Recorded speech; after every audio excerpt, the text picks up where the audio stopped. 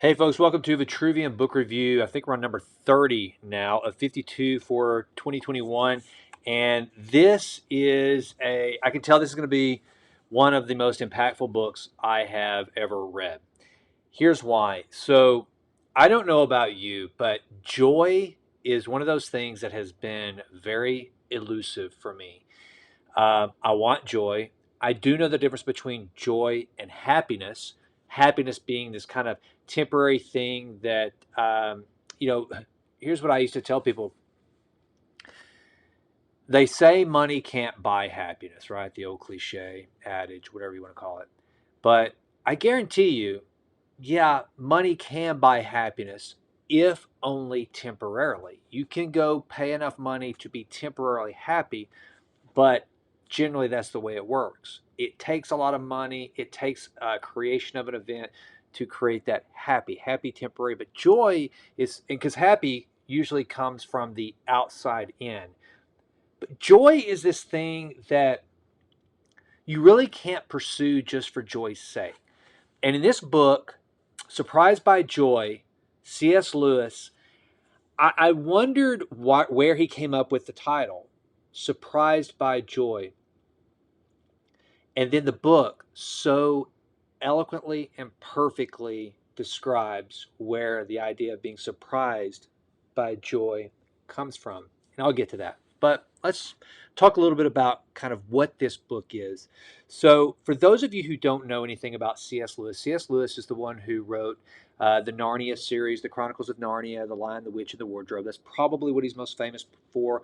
Also, the Screw Tape Letters, Mere Christianity, and a host of other books. And he was one of the leading intellectuals of the 19th century. He taught at Oxford. I think he taught English literature. I guess I should have known that for sure before coming on the book review, but I'm pretty sure that's what it was. Um, and so a brilliant guy. One of the things I've always enjoyed about C.S. Lewis is that he came up through kind of I guess it would be more of a middle class British upbringing versus he was not born into nobility or into the aristocracy. He wasn't of the working class. He was kind of in the middle. And so, therefore, he was in a position which, by the way, so especially the old school British system of coming up was very much, it was a class system. Um, to bring it to just normal, common, everyday terms, watch Downton Abbey and you'll kind of get an idea. C.S. Lewis, the thing I've always liked about him is that there's never been any pomp to him. He's always been kind of while brilliant, obviously a wickedly smart and intelligent mind did he possess. He was never haughty and always very aware of the different classes and how he had kind of made his way into the most intellectual and elite of intellectual circles at Oxford, but never let it make him what he refers to as a prig. Even though he went to a school, as he talks about, a preparatory school that was essentially uh, devised to make him a prig and make him kind of an elitist. He never adopted this. And so the book goes into his time as growing up kind of with religion and Christianity being hoisted upon him and forced upon him to slowly but surely getting further and further away from his faith. And if you know anything about C.S. Lewis, which a lot of people only know, I mean, this is the guy that wrote Mere Christianity, right? Well, he's known for being a Christian intellectual and author, but for many years he was in fact an atheist. And he talks about going through this process of atheism and what kind of it kind of just and you watch he as he writes in this autobiographical um, tell description of his coming of age, which that is what it is. It's basically C.S. Lewis's coming of age story. He talks about it in very kind of matter of fact detail of how he uh, you can't really say he ever lost his faith because his faith was not really chosen by him until much later in life. But he does show how he finally just kind of walked away from any pretense of a faith in Christianity or any other form of of what he refers to as the occult or religion or anything like that. Then, as the book goes on, and you go through kind of the formative years of C.S. Lewis, which he talks about the characters that made up the cast of his life and his upbringing, and very cool detail. You can almost it's almost like you can see the characters that were real headmasters of his schools, peers that he came up to school with, an understanding of British characters and people, how they acted and behaved in the countryside. Just all the descriptions, he really takes you into his life, not only from what was happening, but what it looked like, what it smelt like, what it felt like.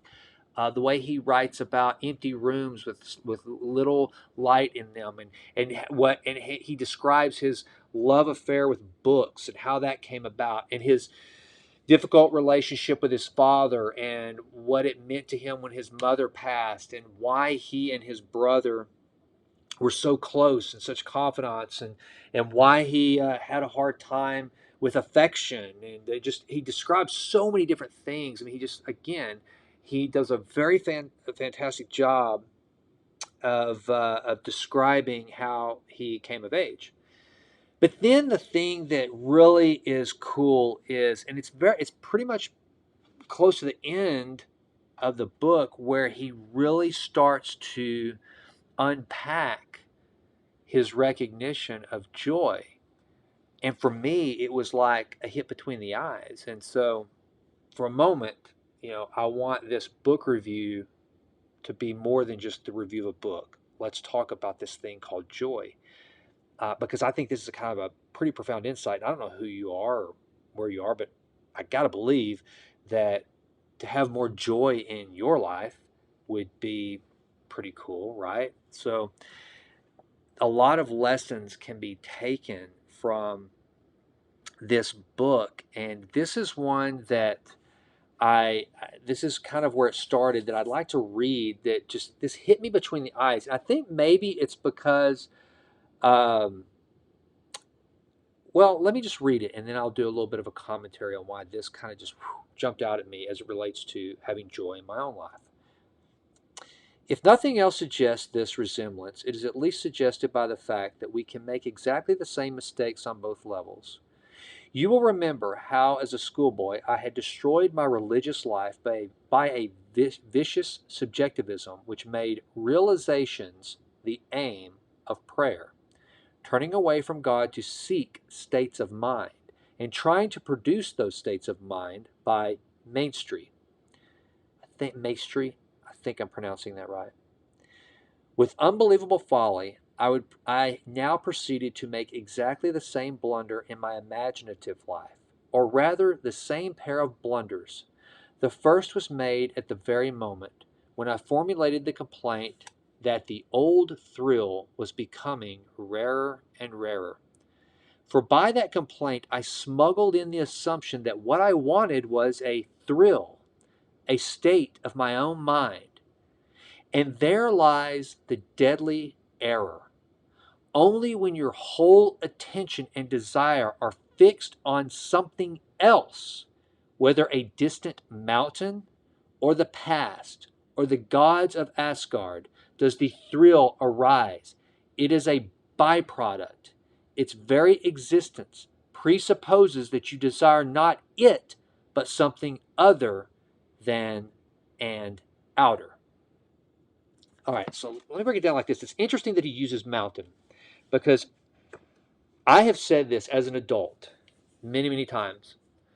When I was a kid, we used to pack up the station wagon with coolers of homemade sandwiches and check colas. We didn't have a lot of money. We'd pack up the station wagon. We'd head to Colorado for the summer. I think we did it like 2 or 3 summers. I don't remember. In my mind, it's funny how when you're a kid, it's something you did every summer. I think we only went twice, but it felt like that's what we did every summer.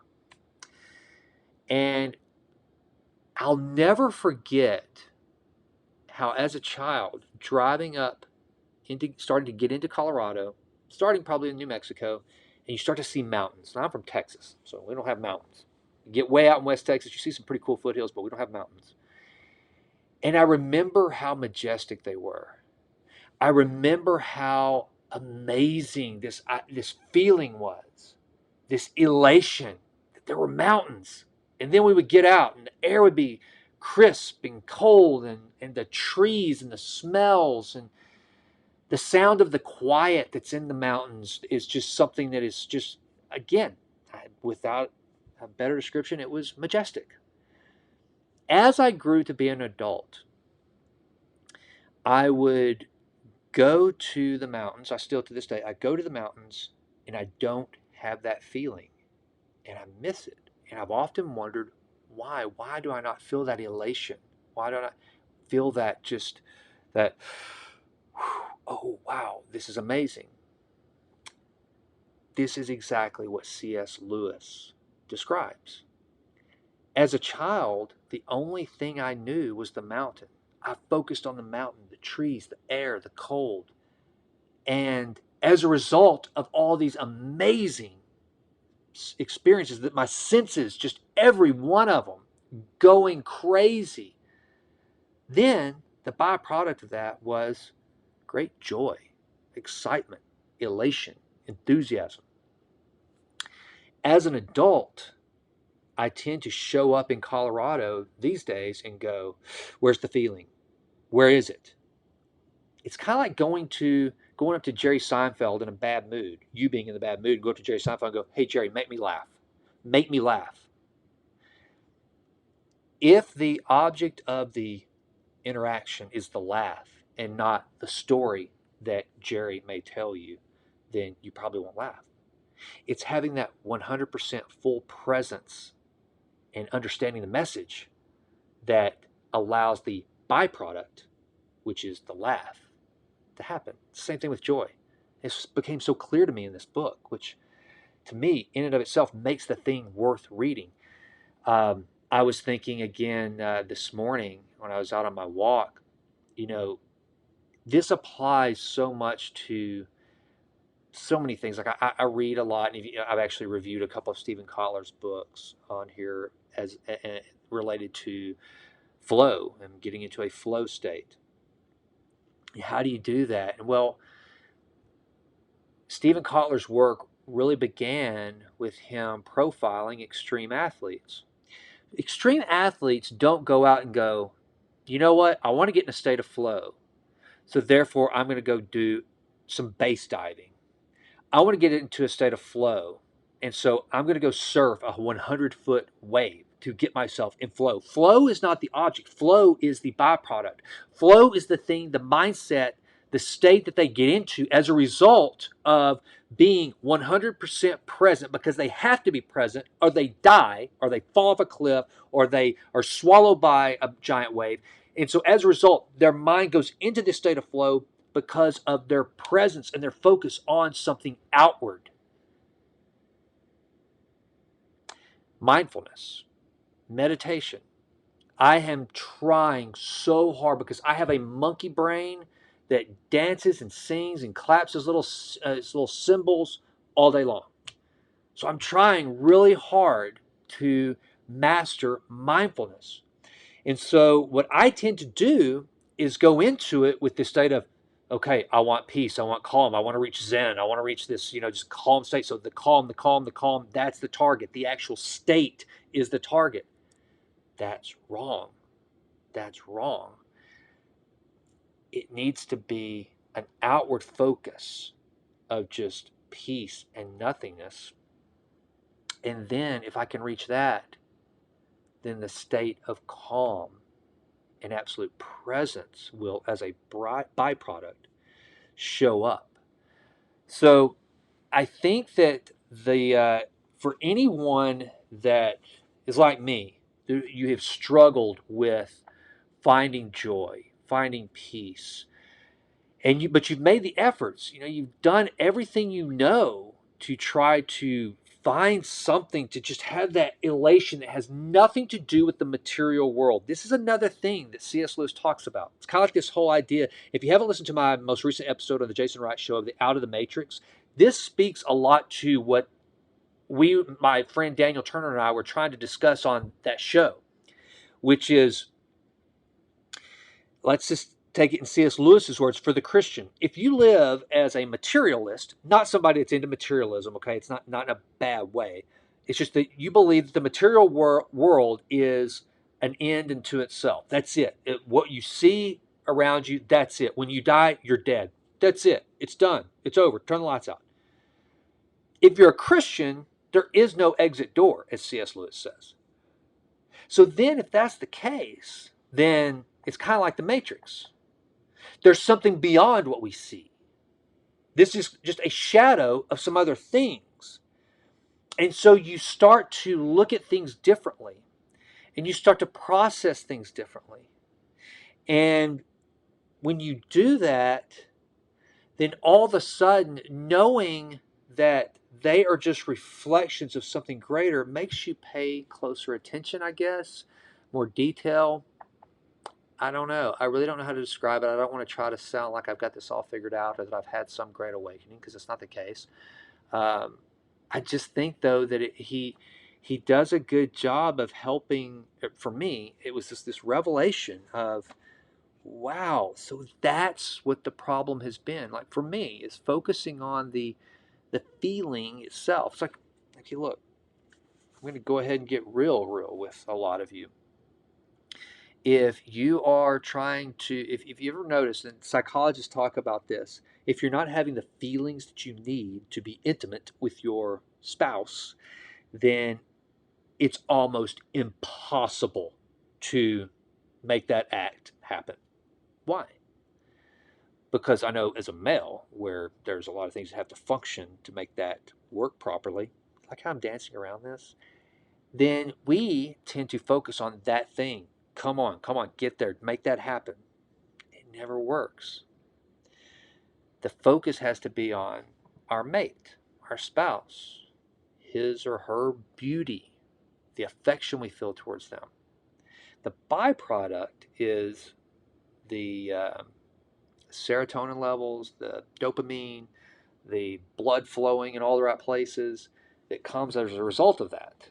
But if you just go, hey, get in the mood, that won't work. If the mood is the object, if that's the target, really hard.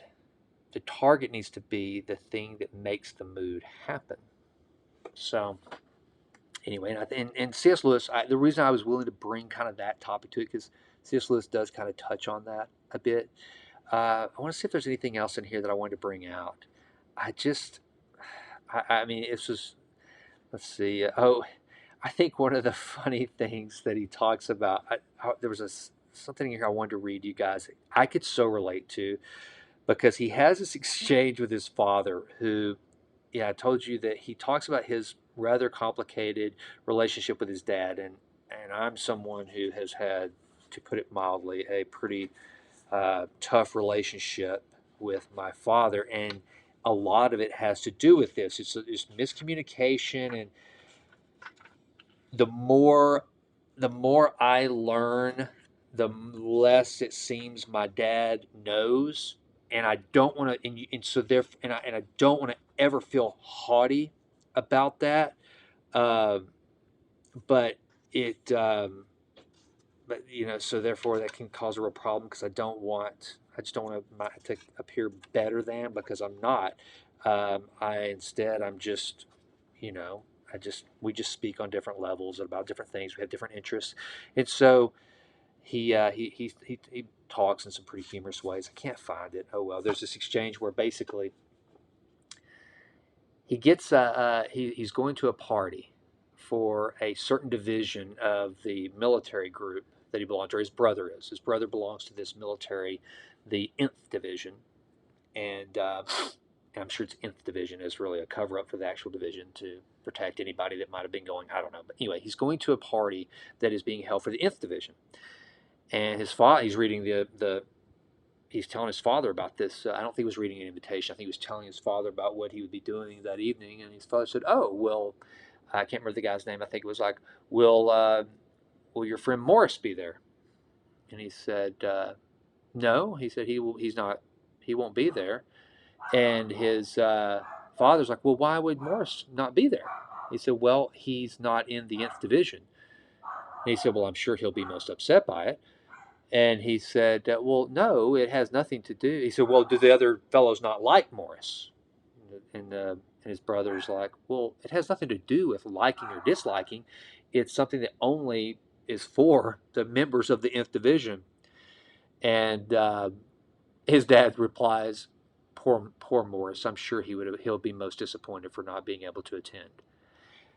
It's just, that's a terrible way to describe. I should probably not even include that in the review, but it's funny because it describes just his dad's complete inability to communicate with he and his brother. He just is, and they don't want to. They're, especially the time that they were brought up, they can't just say, "Dad, hey, woo, stop. You don't get it."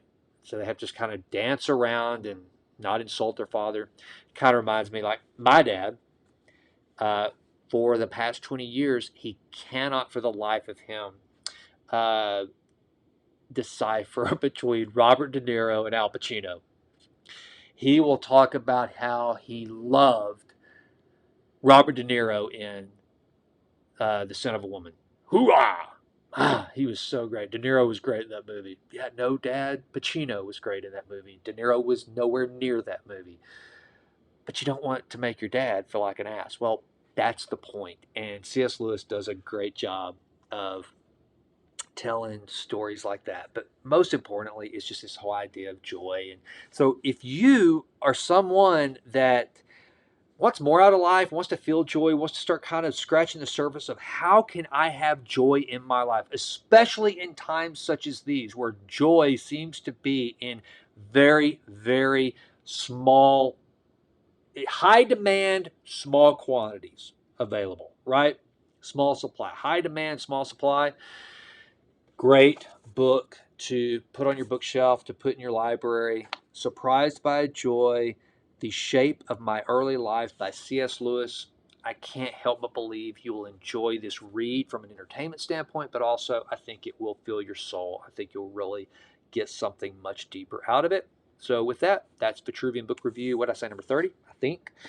Please consider going out to jasonwrightnow.com and subscribing to the Vitruvian Letter. That's my weekly newsletter, small, where I just talk about things I'm reading, studies I've read, the book reviews. If you haven't seen, if you missed this one, or well, I guess it's on YouTube, so you can go back to it anytime. But I do book reviews, just different things that I find interesting and that I've come upon in my endeavor to improve always in all ways. So please consider checking it out. I think that I think you'll enjoy that. And with that, also, please listen to the Jason Wright Show, where I am always interviewing people who are a lot smarter than me that about different topics: health, nutrition, mindfulness, you name it, sleep habits, New York Times bestselling authors, professional athletes. I'm blown away at the cool, interesting people that have said, yes, Jason, I will come on your show. I really am. I'm blown away. I'm grateful. And I want to share those conversations with you. So please consider checking out the Jason Wright Show.